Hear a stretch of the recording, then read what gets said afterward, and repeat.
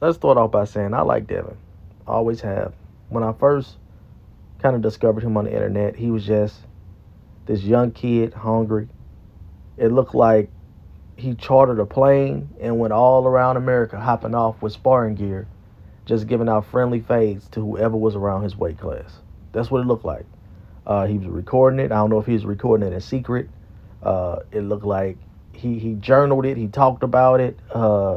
He vlogged about it. He allowed the fans into a world we're normally not allowed into.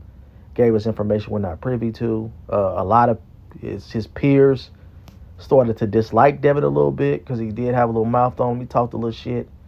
And he was kind of leaking footage. So that was his first, I guess, taste at hate. And he handled it well. In boxing, it's not like most sports.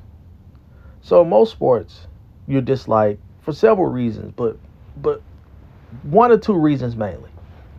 You don't play on my favorite team, or you play on my favorite team and you fucking suck, right? Those are the two reasons you normally hate it in most sports. There's that 20% underline that I believe also carry on to boxing. And that 20% is like, you're not of my culture. You know, you may not be of my race. You're not of I don't like the way you look. I don't like your arrogance. If I was in your position, I wouldn't do that. You need to humble yourself. Anything. I don't like the way you dress. You know, you're weird to me. There's this just 20% of just like baseline, you know, I don't like you. And there's nothing you can do about this. Again, in most other sports, you go play for their favorite team and they kind of forget all that shit. You know? Especially if you play for their favorite team and like lead them to a championship or something, all is forgiven. But in boxing, you don't have the opportunity to play for their favorite team. You don't have the opportunity to switch teams. You are who you are, right? You're a one-man army. And they're going to fight against you to the end. So that's boxing. So Devin's automatically going to get some of that hate. And he already mixing that in with a little bit of hate he got early in his career for, you know, leaking sport and shit like that. But I feel like that's kind of been forgiven. The second reason is you beat a media darling in Lomachenko. And you beat him in a controversial way. Now, for me, it was a close fight, right? But every close fight is controversial in boxing.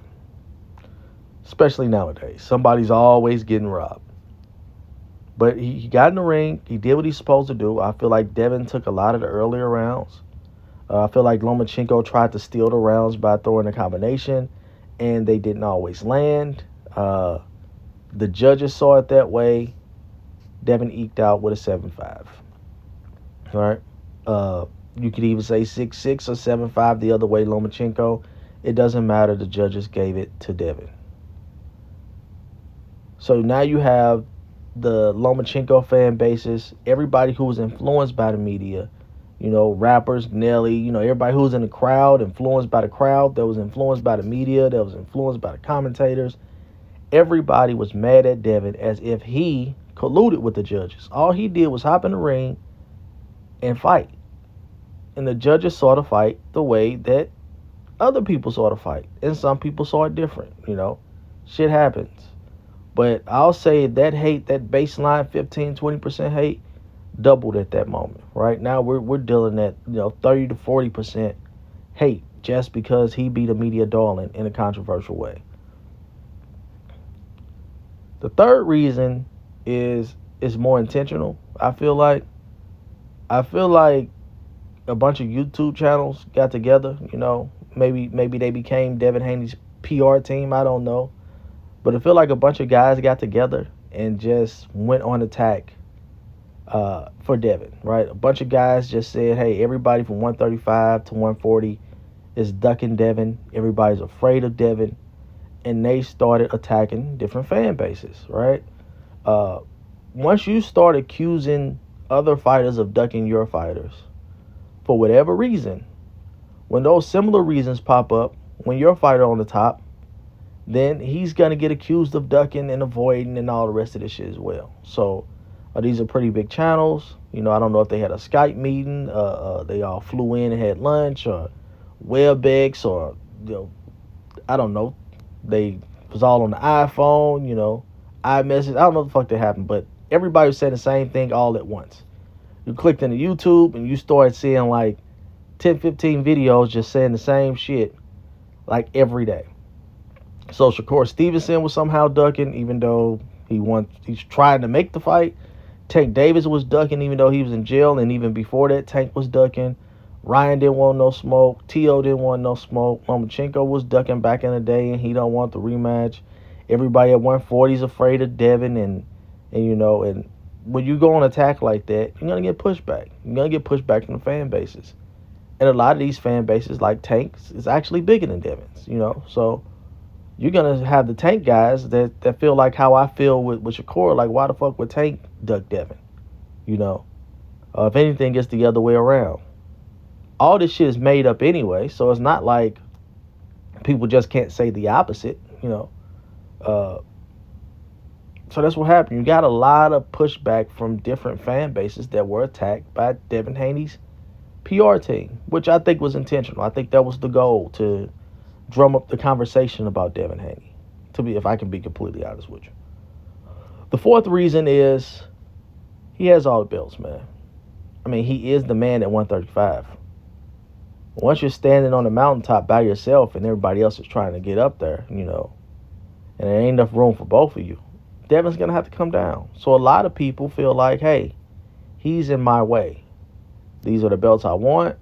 He needs to make a decision of what he's going to do. He's in my way. He also teased going to 140.